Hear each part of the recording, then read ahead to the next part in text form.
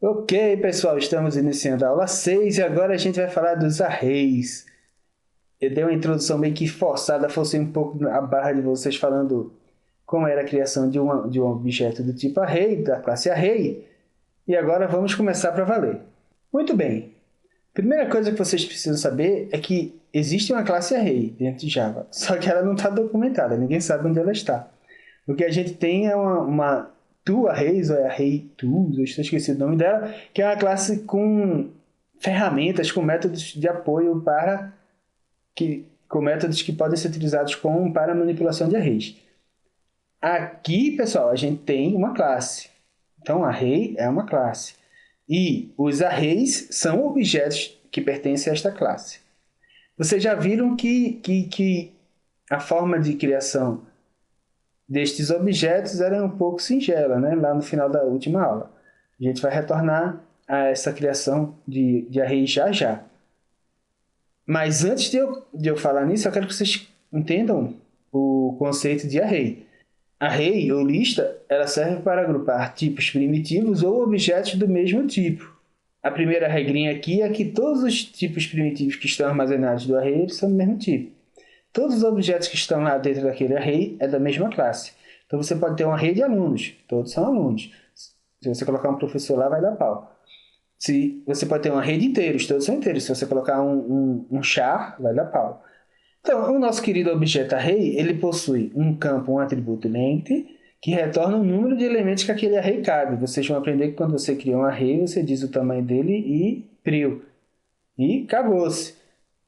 O tamanho do array é aquele e morreu. Além disso, o array possui um índice especificando cada elemento. Vocês aprenderam lá, quando a gente estava trabalhando com a classe string, que cada caractere ele possui uma posição determinada, que começa com 0 e vai de 0 até o final da string. Aqui no array também. O primeiro inteiro ele está na posição 0, o segundo inteiro já está na posição 1 e por aí vai. Beleza? Beleza.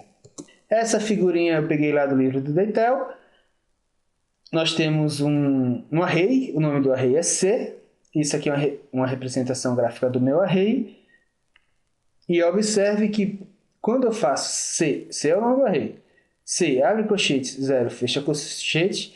Isso aí é a sintaxe para eu acessar. Isso aí é o nome da posição 0 do meu array C. Então, C é o nome do array. E C, abre colchete, 0, fecha colchete, é o nome do primeiro elemento que está armazenado nesse meu array. No caso, é um array de inteiros, então, quando eu faço C, abre colchete, 0, fecha colchete, eu tenho menos 45. C1, eu tenho 6. C2, eu tenho 0. E assim sucessivamente até o final do meu array, C. O array é uma lista de tipos primitivos ou de objetos, desde que todos pertençam à mesma classe ou ao mesmo tipo primitivo. Para eu acessar os elementos do meu array, a sintaxe é C, abre colchete, índice, fecha colchete. Tranquilo? Daí, pessoal, se o array é um objeto, você precisa de uma variável de referência apontando para esse objeto. Eu já falei isso antes e está aqui escrito, porque na hora que você estiver no seu ônibus ou na sua consulta lendo o PDF do nosso curso, você não vai ter ouvido eu ter falado que array é uma classe, mas só que não existe a classe java.lang.array ou qualquer coisa parecida. Tranquilo? Para declarar um array, você começa declarando a variável de referência que aponta para o array. Essa variável de referência você pode utilizar duas formas. Ou você coloca o tipo da variável de referência, se é um inteiro, se é um boolean, se é um char, se é um array de inteiro, se é um array de boolean, se é um array de char, abre colchetes, fecha colchetes e o nome da variável de referência, ou você coloca o tipo da variável de referência, o nome da variável de referência, ou abre colchetes, fecha colchetes. Tanto faz. Então, ó, nessa linha 1, exemplo de código, eu criei a variável de referência números que vai apontar para um objeto que é um array de longas. Sim, antes que eu me esqueça, array é uma classe, mas ela não pode ser estendida, viu? Você não pode ter uma subclasse de array, não. Anota aí. Já eu ensinei como é que eu declaro a variável de referência que vai apontar para o meu array. Agora, para criar o objeto da classe array, do tipo array, eu faço new, operador de criação, famoso, né? Palavra-chave reservada para criação, new. Tipo do array, colchete, tamanho do array, fecha colchete. Tranquilo? Então, ó, na linha 1, ó, new int 4. Criei um array, um objeto na memória heap, que é um array e ele tem espaço para 4 inteiros. Ou seja, ele tem espaços para o inteiro 0, o inteiro 1, o inteiro 2 e o inteiro 3. Daí, como você é um cara muito esperto, você vai fazer tudo isso na mesma linha. E aí a gente tem a nossa linha que eu apresentei no final da última aula. Int igual a newInt 4. Int é a variável de referência int que aponta para arrays do tipo int. E newInt 4 é o array que foi criado na minha memória RAM com capacidade para armazenar 4 inteiros, 4 tipos primitivos inteiros. Daí, eu gosto daí. Daí você inicializa cada elemento do array. Então, ó, int 0 igual a 10. Eu atribuí a posição 0 do meu array. O nome dele é int. Lembra lá do C, abre colchete, 0, fecha colchete? Mesma coisa aqui, ó. Int, abre colchete, 0, fecha colchete. Igual a 10. Armazenei o inteiro 10 dentro do meu array de inteiros. Daí... Não, brincadeira. Então, pessoal... Daí... Brincadeira. Não, calma, brincadeira, vamos lá. Você também pode declarar, criar o array e inicializar seus elementos tudo na mesma linha, com a sintaxe especial que eu estou apresentando aí para vocês. Veja que não utilizo mais o new int colchete, tamanho do array, fecha colchete. Eu utilizo uma sintaxe que tem os elementos que estão armazenados no array. Então, ó, na linha 1, string nomes é a variável de referência nomes que aponta para um array de strings. E esse meu array de strings, ele tem tamanho 3 e ele já possui na posição 0 a string João, na posição 1 a string José e na posição 3 a string Ana. Tranquilo? Ó? Abre chaves, primeiro elemento, vírgula, segundo elemento, vírgula, terceiro elemento, vírgula, fecha chaves. Na segunda linha, eu criei um array de inteiros. Eu criei a variável de referência números que aponta para um array de inteiros e disse que esse meu array de inteiros, que acabou de ser criado na memória, ele possui 4 vaguinhas e as vaguinhas estão ocupadas pelos números 1, 2, 3, 10. Muito bem.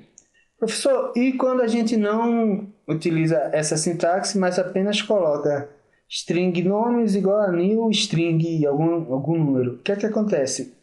Esses espaços que são criados para armazenar strings, eles são iniciados com que valor? Aí depende. Se for um tipo primitivo, ele vai receber aquele valor padrão que vocês viram lá no primeiro módulo, que é 0. Então, se é um array de ints, e você não inicializou utilizando essa sintaxe aqui desse slide, todos os espaços vão ser preenchidos com 0. Se é um array de objetos, como você não tem os objetos, o que é que você vai ter? Null. Ou seja, vai apontar tudo para null, vai apontar para nada. Não existe, o array vai apontar para nenhum objeto específico, porque não existe. Para iterar por um array, o professor quer iterar, não é inteirar, não? Não, estou brincando. Professor, quer iterar? Iterar, meu querido, é percorrer todo o array, percorrer toda a lista, acessar todos os elementos da lista. Se você for meio devagar nos seus pensamentos, você pode acessar os elementos da lista chamando diretamente cada elemento. Lembra lá, no caso de um array C, você faria C, abre colchete, 0, fecha colchete e trabalharia com ele. C1 trabalharia e teria o seu comando específico. C2, o seu comando específico, por aí vai. Mas nós que somos inteligentes vamos utilizar o for, porque esse é o mesmo comando sendo aplicado para cada um dos elementos do meu array. Eu posso utilizar o for e repetir esses comandos quantas vezes forem precisos. Vamos aprender como fazer isso. Na primeira linha, eu estou criando um array de strings e estou dizendo que ele tem 3 elementos, João, José e Ana. Ou seja, nomes 0 é João, nomes 1 é José e nomes 2 é Ana. Para percorrer pelos 3, eu quero imprimir os 3 nomes. eu utilizo o for que está entre a linha 2 e 4. Na linha 2, eu coloco a sintaxe do for. Lembra lá, ó, criei uma variável dela igual a zero. Estou dizendo que o que está lá dentro do for vai ser repetido até que i seja menor do que 3. E no final de cada repetição ou de cada iteração, i vai receber mais 1. Então, na primeira iteração, o i é zero. Então, ele vai entrar dentro do for e vai imprimir system.out.println e vai executar o comando system.out.println nomes i, ou nomes 0. Ou seja, ele vai imprimir o valor de nome 0 na tela, que é João. Então, aparece na tela João. Olha ali na linha 4 em verdinho, João. Terminou o bloco do for, vem a expressão de atualização, i++, o i que era 0 passa a ser 1 e o for roda de novo. Aí, ó, por que ele vai rodar de novo? Porque i é 1 e 1 é menor do que 3, né? Tem o teste antes. Daí, system.out.println, nomes 1, imprime José. O i que era 1 vira 2, por causa do i++. Entra de novo do for, system.out.println, nomes 2, e Ana é impresso na tela. Aí, o i++, vem o i++, que é a expressão de atualização, o i passa a ser 3. Como 3 não é menor do que 3, esse for termina, mas o que a gente queria foi feito, que era imprimir João, José e Ana na tela. Eu não precisei fazer system.out.println nome 0, system.out.println nomes 1, system.out.println nomes 2. Eu usei o for e simplifiquei a nossa vida. Veja que para o nosso for, eu pego a minha variável lá, contadora, o i, e utilizo dentro dos colchetes, como o i vai representar o índice do meu array. A condição para que esse negócio termine é i ser menor do que 3, e você pode até pegar, se você for mais esperto ainda, lembra do length, que é um campo que tem no meu array. Se eu fizesse i menor do que nomes.length, qual é o tamanho desse array? É 3. Então, ponto length é 3. Então, você não precisa nem contar quantos elementos tem no array. Você quer percorrer ele todo? Faça i menor do que nomes.length. Muito bem, imprimiu, resolveu. Agora, se você é mais esperto ainda, você quer mais tranquilidade na sua vida, você vai usar a sintaxe. Você vai usar um for utilizando a sintaxe especial demonstrada entre a linha 6 e a linha 8, que é for string nome, nomes. Essa sintaxe especial você coloca o quê? Primeiro, o tipo do elemento que é armazenado dentro do meu array, que é uma string. Segundo, eu dou um nome para cada um dos elementos que estão armazenados dentro desse meu array. Por coincidência, o nome que eu dei foi nome. E terceiro, depois dos 2 pontos, eu coloco o nome do meu array. E o nome do meu array é nomes. Com essa sintaxe, lembra que no primeiro for eu substituí meu índice pelo contador i. Nessa sintaxe aqui da linha 6 até a 8, eu substituo o índice pelo nome que eu dei aos elementos que estão dentro do meu array, ou seja, nome. Então, quando eu faço system.out.println nome, eu estou fazendo, na verdade, system.out.println o índice daquele meu elemento do meu array. E o meu for, ele vai repetir até que todos os elementos tenham sido acessados. Ou melhor, até que tenha sido executados os comandos que estão dentro do for para cada elemento do meu array, para cada nome que está no meu array de nomes. Tranquilo?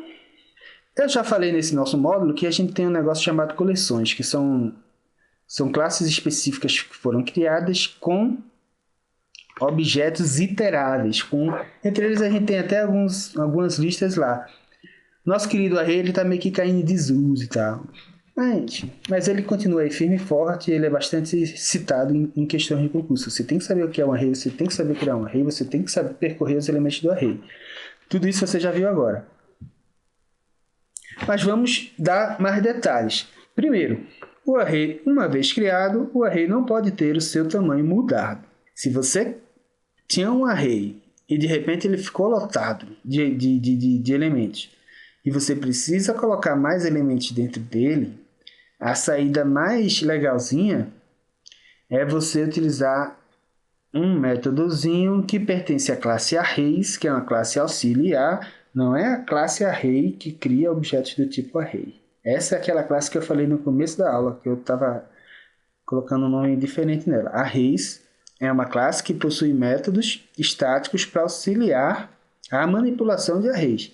Então, um dos métodos é o copy-of, cópia de. Ele vai fazer uma cópia de um array. O copy-of-range é um outro método da minha classe arrays, que ele copia um range de um array. Ele copia um pedaço do meu array. É diferente.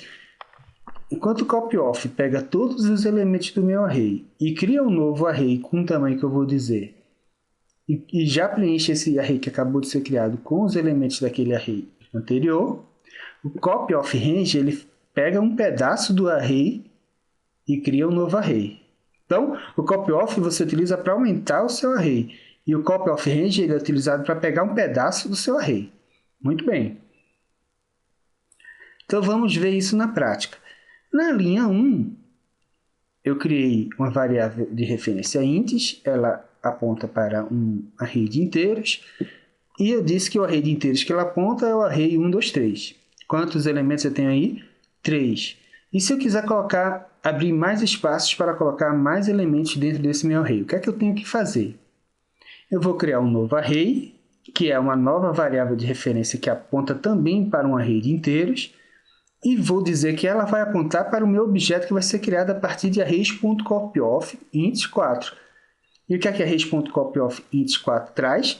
Um array de inteiros, que é formado de 4, que tem um tamanho 4, e que vai ter dentro dele todos os inteiros que estão armazenados em int. Beleza? Mas, professor, nesse segundo parâmetro aí, que está 4, se eu colocar um número menor do que o tamanho de int, do que o tamanho do meu outro parâmetro, que é o inteiro, que é o array que eu estou copiando, o que é que acontece? O nosso querido copyoff vai criar um array menor e só vai copiar a quantidade de elementos que couber naquele array menor que acabou de ser criado. Se você colocar int2, o meu array que vai ser criado aí a partir de copyoff int2 vai ser 1, 2. Beleza? Então, linha 2, int novo array, é a variável de referência que vai apontar para o meu novo array. E arrays.copyof int4 é o array que vai ser criado lá na memória RAM para armazenar 4 números inteiros e ele já vai ter inicializado 1, 2, 3 que vai vir de int. Já na linha 3 eu criei um novo arrayzinho aí, eu chamei ele de int2 e vou armazenar nele copy-of-range int1, 2. Eu vou armazenar nele os elementos do array int que estão entre a posição 1 e a posição 2. Ou seja, olha lá na linha 1, na posição 1 tem 2 e na posição 2 tem 3. Na posição 0 tem 1. Então, ó, eu só vou armazenar dentro desse meu int2, 2 e 3. E o tamanho dele vai ser 2. Beleza? Beleza.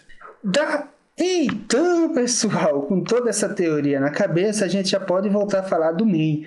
Lembra da minha assinatura de main? Public static void main string abre colchete, fecha colchete args.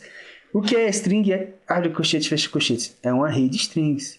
E o que é o args? É o nome desse array de strings é o nome do parâmetro que está sendo passado. Daí, eu acho que eu falei isso na primeira aula, mas relembrando, você pode passar argumentos para um main, vir a linha de comando a executar o programa de acordo com a sintaxe Java, nome da classe. Isso aqui é lá na linha de comando do meu sistema operacional, lá no command do DOS ou lá no terminal do Linux. Se eu fizer Java, que é a máquina virtual Java, nome da classe, que é o nome da classe que será executada, arg1, arg2, arg3, argn, meu string args vai ter uma sequência de strings armazenadas dentro de um array de strings, e esse array de string vai conter exatamente quem? Uma string chamada arg1, abre aspas duplas, arg1, fecha aspas duplas, arg2, arg3, argn. Qual o tamanho desse array de strings? 4. Daí, olha que programinha legal. Esse programinha ele vai pegar e mostrar na tela os argumentos que foram passados via linha de comando para dentro do main. Então, se eu fizer lá na minha linha de comando do meu sistema operacional, Java main teste 1, espaço 2, espaço 3. Esse meu programinha vai imprimir 1, 2, 3. Beleza? Beleza. Olha como é que funciona. O nome da minha classe é main test, está na linha 1. Dentro dela eu vou ter um único método que é o main, que é o método que é chamado quando a classe é rodada, quando a classe é executada. Esse main recebe como parâmetro de entrada um array de string chamado args. E o que é que ele faz? Ele percorre esse array de string args e imprime seus elementos na tela. Lembra da nossa sintaxe super legal do for? String, porque é um array de string. Arg é o nome dos elementos. Args é o nome do array. E quando eu faço system.out.println arg, eu imprimo o meu elemento. E como nós estamos dentro de um for com essa sintaxe especial, todos os elementos serão impressos. Então, pessoal, é isso que eu podia trazer para vocês de teoria sobre arrays. Como a gente cria um array, como a gente popula esse array, como a gente acessa os elementos do array por meio do for, por meio dessa sintaxe aqui desse slide, e trouxe alguns detalhes a mais que podem ser cobrados na hora da prova. Então é isso, terminou a aula e vamos voltar já já com o estudo da classe Class.